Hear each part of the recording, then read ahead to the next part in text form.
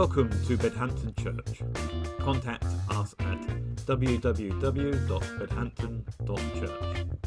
But for now, let's continue that journey with this input.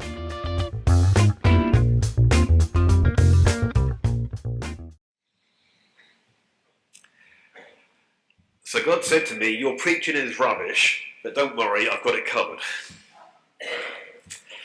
Well, I'll probably need to explain that a bit, really, don't I? Before I was ordained, and I was about to leave my sending church, a wise person I trusted came up to me and said, I've been praying for you, Max, and I have a passage for you. And it was part of our epistle today. So I ran off to read 1 Corinthians 2, 3-6, which is what she gave me, excited about what I might find and be encouraged by. And then I read, I came to you in weakness with great fear and trembling. My message and my preaching were not with wise words and were not wise and with persuasive words. So I felt fairly crushed at that point.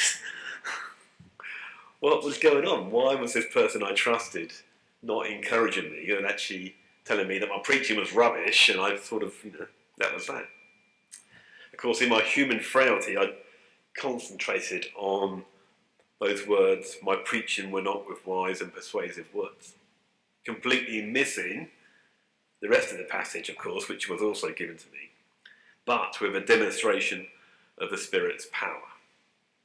I focused upon me and what I could do instead of what God is already doing. And that came to mind again, of course, because we've just finished a preaching series where we've been looking at our front line last week and how we share the love of God. And then, of course, in our gospel, we see that we are the salt of the earth. We share God's love with others.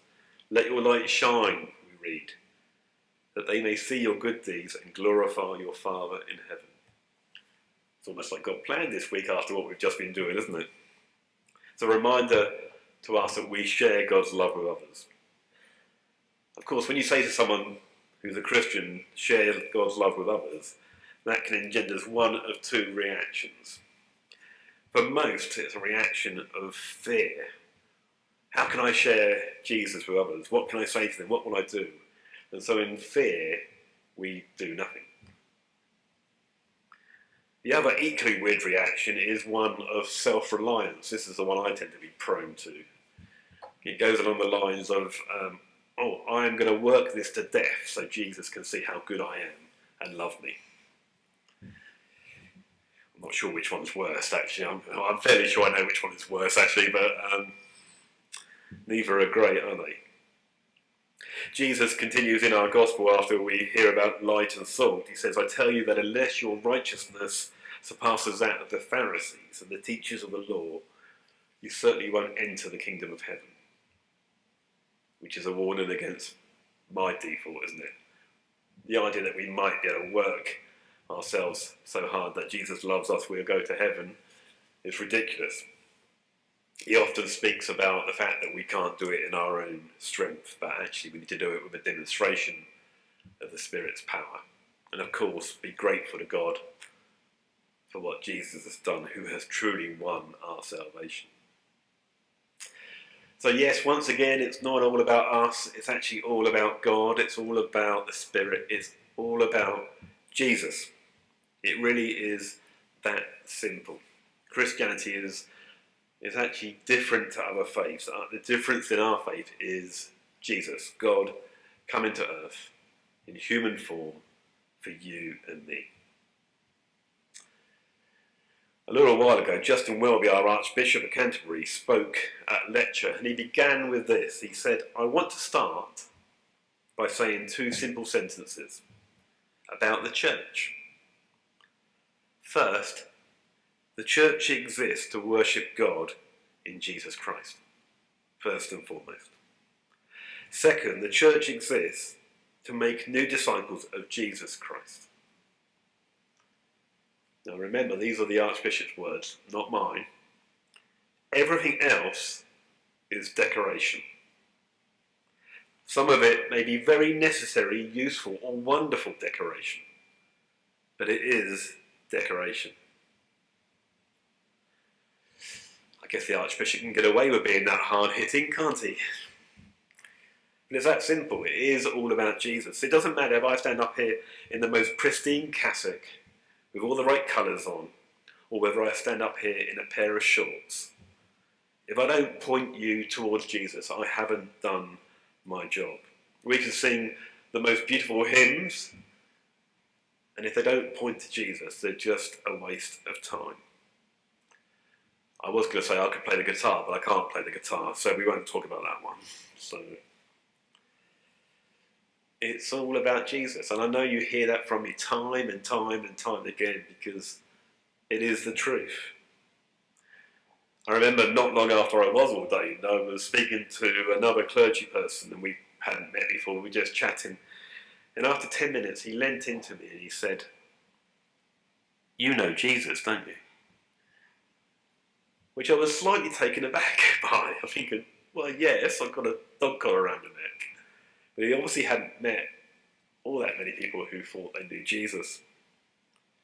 But of course the reality is, it doesn't matter what I say or what I speak or what you do, if our life doesn't reflect the fact that we know Jesus, it's a waste of time.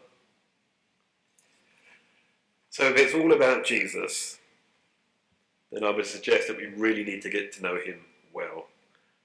And to get to know a person well, you need to understand their past a bit, don't you? You've learned a lot about my past in various sermons over the years. Of course, Jesus' past is written down for us. These biographies, or some of it, are written down, so I'd encourage you to read those. But we also need to live with someone day-to-day life to really understand them. And so as you go about your week, I'd encourage you to pray. Pray to Jesus. How, as I walk in to see this friend of mine, how are you going to be here? As I walk around the supermarket, how are you going to be here with me? What should I be hearing from you? I truly believe that the day I put Jesus first was the best day of my life. This isn't written in my notes, but I just, as I was speaking, reflecting on yesterday's men's breakfast, where Mark, who, to be fair, is a natural sharer of the life of Jesus, spoke to 50 guys about the impact that Jesus had on his life. And I really believe there were people in that room, I know there were people in the room who made a decision to walk with Jesus for the first time yesterday. You know, I don't care if it was 1 or 50. It was worth all the effort for whoever chose to follow Jesus that day. Because there are so many people in our world chasing the wrong thing.